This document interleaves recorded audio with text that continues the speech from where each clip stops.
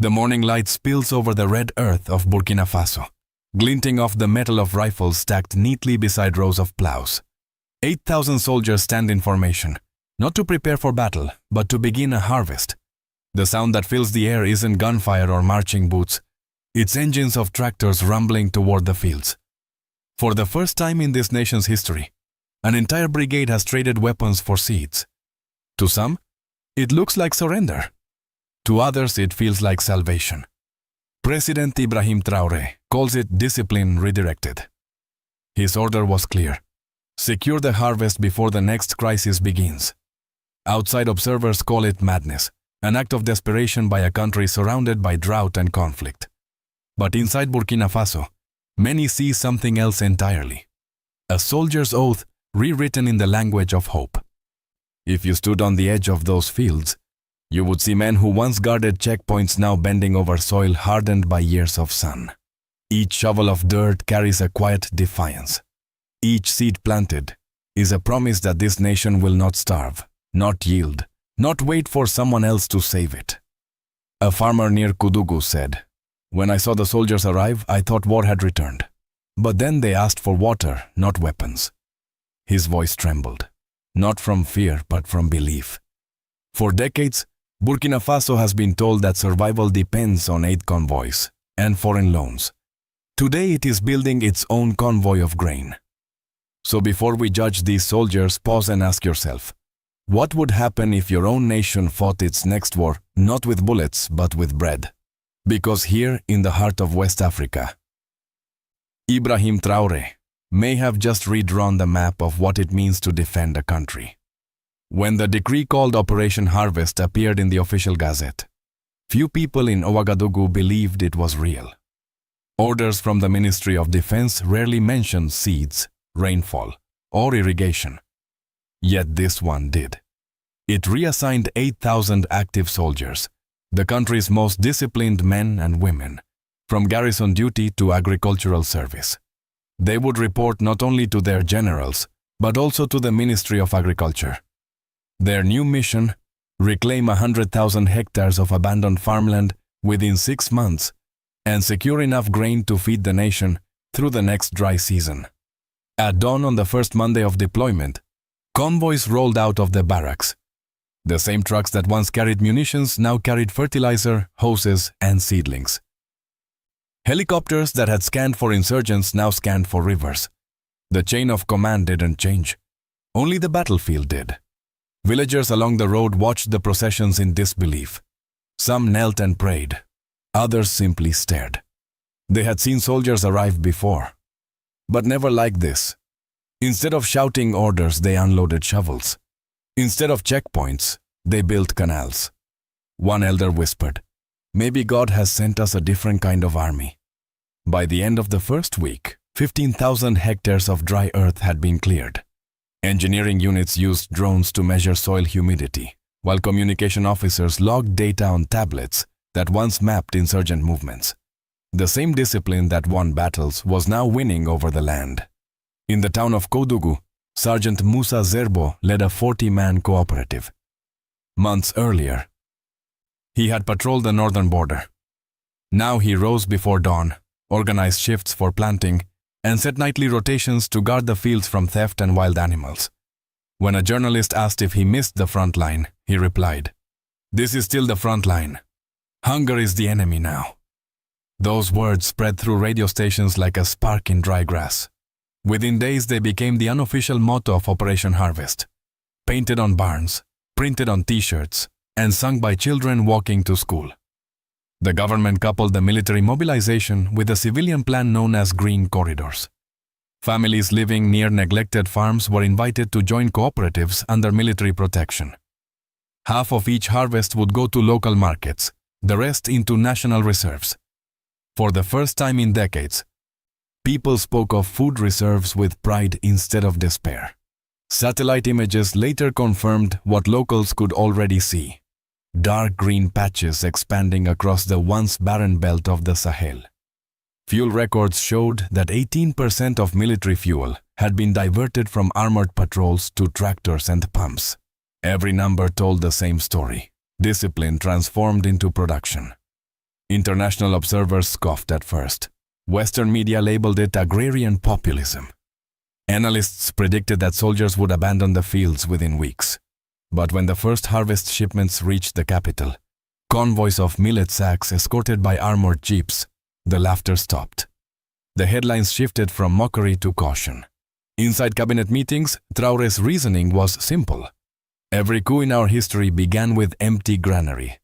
No army can defend a hungry people, and no people can stay free if they cannot feed their army. To him, food was not charity, it was security. Every seed planted was a bullet removed from the chamber of dependence. For the soldiers, the transformation became personal. They began to call their units brigades of renewal. They learned soil rotation, irrigation scheduling, and pest control as part of daily briefings. Their uniforms were still khaki, but their boots were caked with clay instead of dust.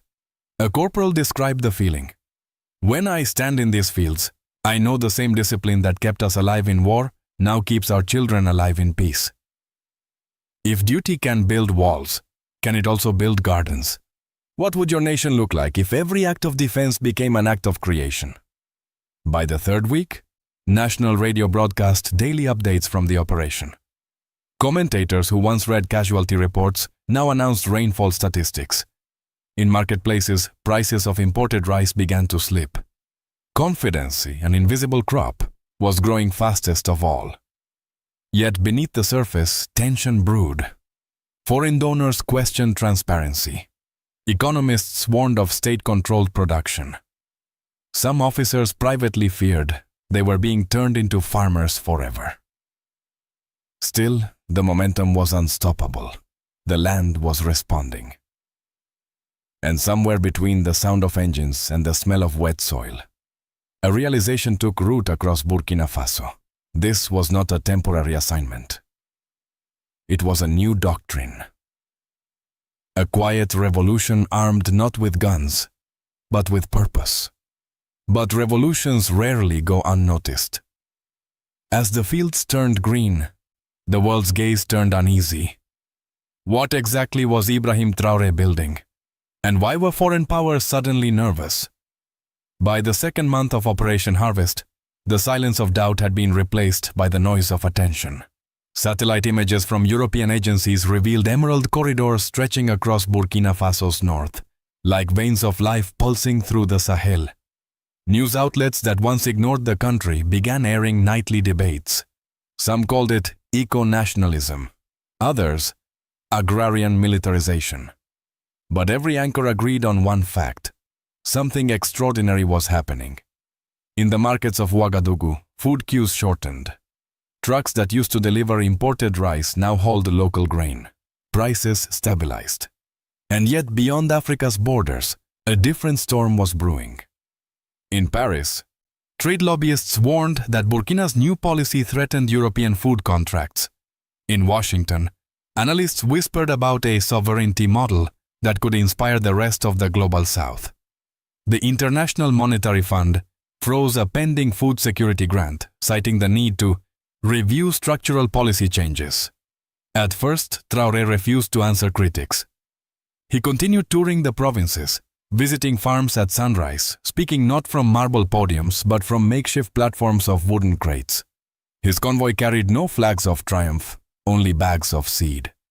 Soldiers saluted him with soil-stained gloves instead of polished rifles. Cameras followed his every step, and what they captured stunned the world. A general who looked more like a farmer prophet than a politician. Then came the moment that would define the operation. It happened in the Sicily province, under a pale sky heavy with the scent of wet earth. Thousands gathered, soldiers, villagers, women carrying water on their heads, children waving small flags. Traoré stood behind a podium built from local timber, wearing simple fatigues. Around him, rows of green terraces shimmered. He began softly. For too long, we have fought enemies we could not see. Poverty, hunger, dependency. This is the new defense line. Not trenches, but terraces, not bullets, but seeds. The crowd erupted. The soldiers raised their shovels in salute. Radio stations replayed the speech on loop. Social media in Bamako, Niamey, and Dakar lit up with one phrase: not bullets, but seeds. Western observers reacted with alarm. France's foreign ministry issued a statement expressing concern over the militarization of food systems. The European Union demanded transparency in grain distribution. The IMF called the program unsustainable. Yet in Africa, the tone was entirely different. Mali sent observers. Niger requested training documents. Commentators began to speak of an armed agronomy course, a doctrine where discipline fed resilience. The symbolism was impossible to ignore. Men once trained to destroy now cultivating life. The same drills that had synchronized combat maneuvers now coordinated irrigation. When a commander ordered, "Secure the field," it no longer meant suppressing insurgents. It meant protecting seedlings from flood and theft. A Burkina journalist described the scene. The army hasn't vanished. It has rooted itself in the soil. For older citizens who remembered the famine years, this was redemption made visible. They saw their sons' uniforms not as reminders of conflict, but of continuity. But with admiration came fear. Western think tanks published white papers warning of a sovereign food curtain forming across the Sahel. One analyst wrote, "If African nations can feed themselves, the geopolitical balance tilts overnight." Financial Times headlines read, "The Green Shield of Burkina Faso."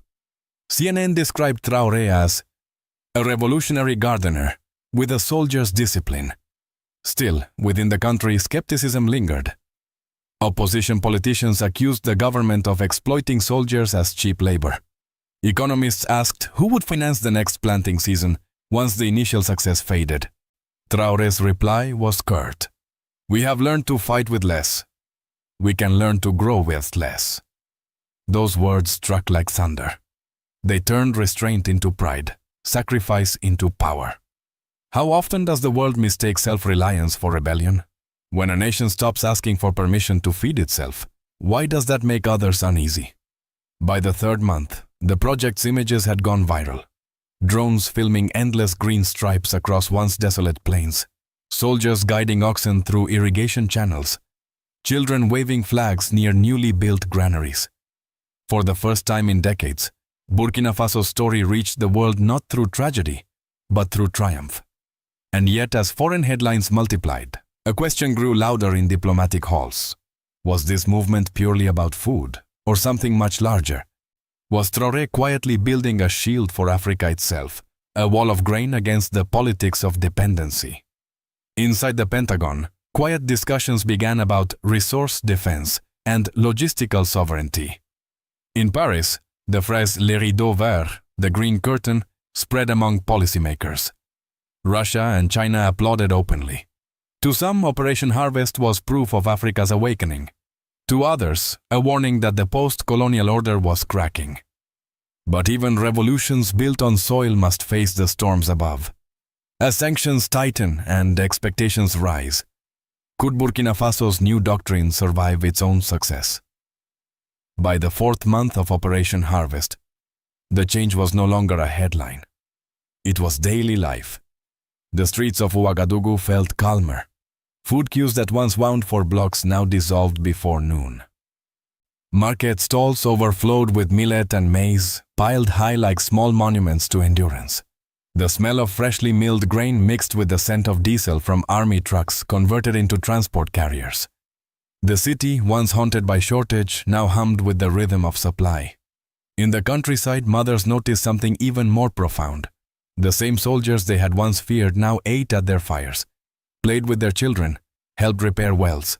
They called them sons of the soil. In villages near Ouagadougou, school canteens reopened, funded by the very harvest grown nearby. Teachers no longer begged for food shipments from the capital. They called the local cooperative instead. What had begun as a military campaign was quietly becoming a social covenant. The psychological effect was immediate.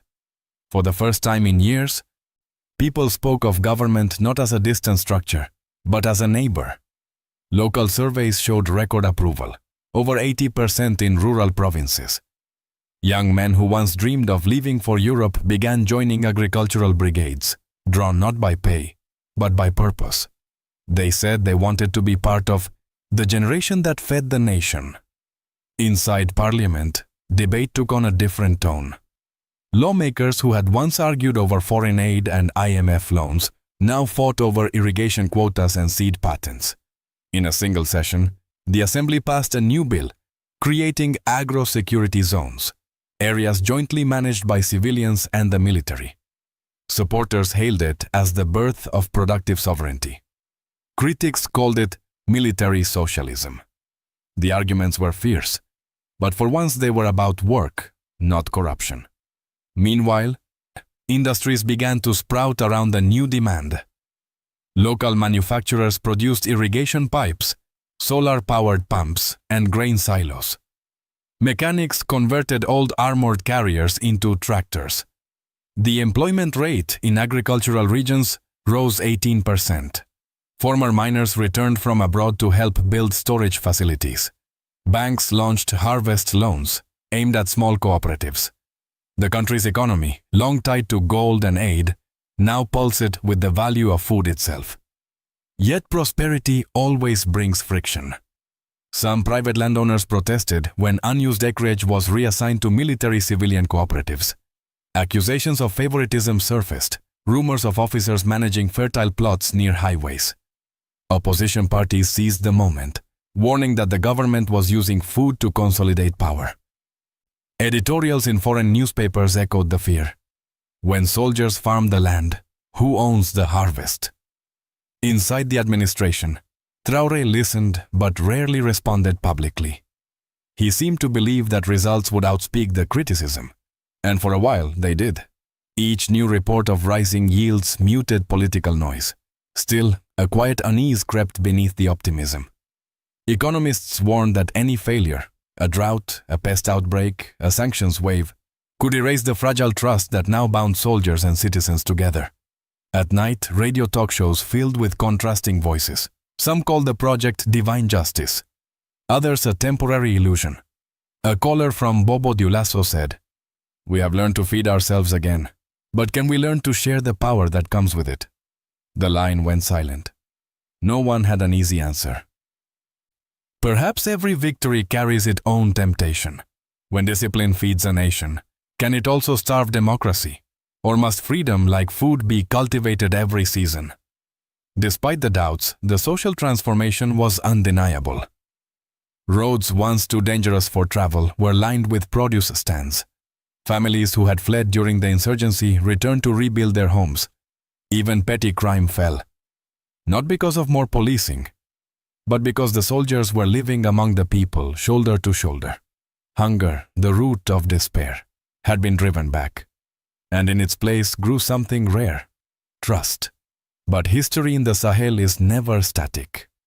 Success invites scrutiny, and hope can turn heavy under its own weight. As the world watched this unlikely prosperity bloom, foreign pressure began to tighten. Aid programs were suspended, credit lines delayed, and whispers of sanctions through the back door spread through the ministries. The message was subtle but sharp. Self-reliance can be costly. Traoré remained silent for several weeks, appearing only once on state television.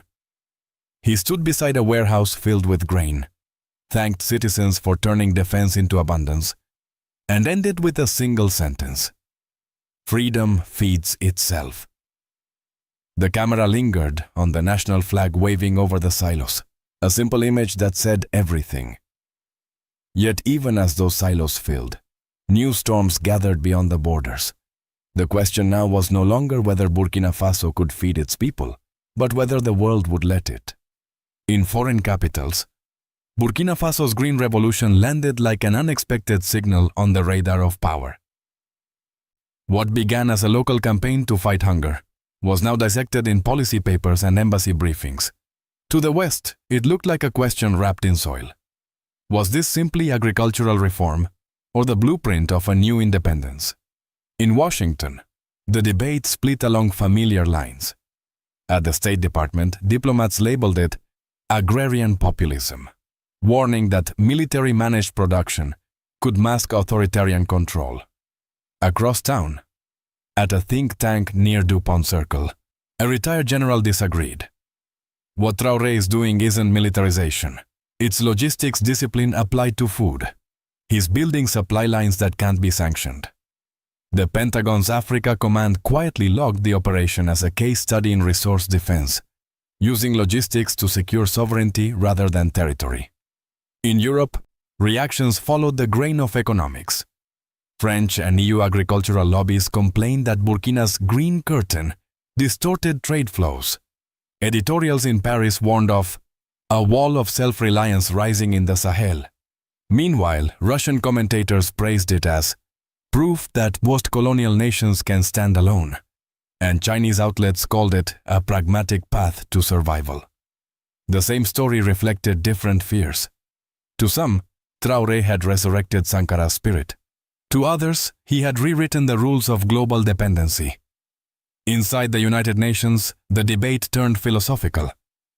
Was Operation Harvest a violation of market norms or a fulfillment of human dignity? African delegates defended it fiercely. If feeding your people is a crime, then the law itself is hungry. The chamber fell silent for Washington strategists. The deeper worry was invisible but real. If African nations learned to feed themselves without Western supply chains, the levers of influence, credit, grain, and aid would lose their weight. A classified memo later leaked with one chilling line. The next contest for global stability may be fought in fields, not factories. When the poorest learn to live without permission, who truly loses power? Them, or those who once granted it? As winter approached, satellite images showed Burkina Faso's farmlands glowing green under the Sahel sun. The rifles had not vanished. They had been repurposed. Every field was both a promise and a provocation, whispering to the world that sovereignty could grow from the ground up. But freedom, like any crop, must endure drought and storm alike. And the greatest test for Traoré's harvest was still to come. As the dry season returned, the color of the land began to fade from deep green to amber. Yet even as the leaves withered, the silos stood full. For the first time in decades, Burkina Faso entered a new year without foreign food aid. The roads were quiet. The checkpoints, once symbols of division, now guarded grain depots instead of weapons caches. To outsiders, this might seem like a small victory. But to the people of Burkina Faso, it was the first breath of true independence. President Ibrahim Traoré remained cautious. He knew success could turn fragile overnight. A single drought, a single embargo, could undo months of progress. Yet he also knew something had changed, that no storm could wash away. The mindset of his people. The rifle and the hoe now shared the same mission: to defend the nation's future. Around evening fires, soldiers and farmers sat side by side, sharing bowls of maize porridge and stories of the harvest. A young private was heard saying, "We were trained to protect the flag, now we feed it." His words carried farther than the wind, a quiet testament that defense can be built not only in trenches but in trust. Outside Africa, debates continued. Some saw a miracle, others saw a threat. Economists spoke of distortions, strategists of defiance. But to the families who no longer went to sleep hungry, the arguments meant little. Their proof was in their hands. Calloused, cracked, yet holding grain instead of emptiness. Still, history has its rhythm. Every revolution built on discipline must one day learn balance. If power centralizes too long, it risks becoming the very force it once resisted. Freedom, like food, must be cultivated carefully, shared, renewed, protected. Because abundance without humility can rot just as quickly as famine destroys. If this story has stirred something in you, let it be this thought: the greatest defense of any nation is not its army or its wealth, but its will to create. When people can feed themselves, they no longer bow. Not to hunger, not to fear, not to anyone. May God bless the hands that plant peace, and the hearts that protect it. As night falls over Ouagadougou, the lights of tractors still blink across the horizon. Small stars on the earth shining where battles once burned. The war for survival is far from over, but tonight in the heart of West Africa, victory looks like a field of grain swaying in the wind.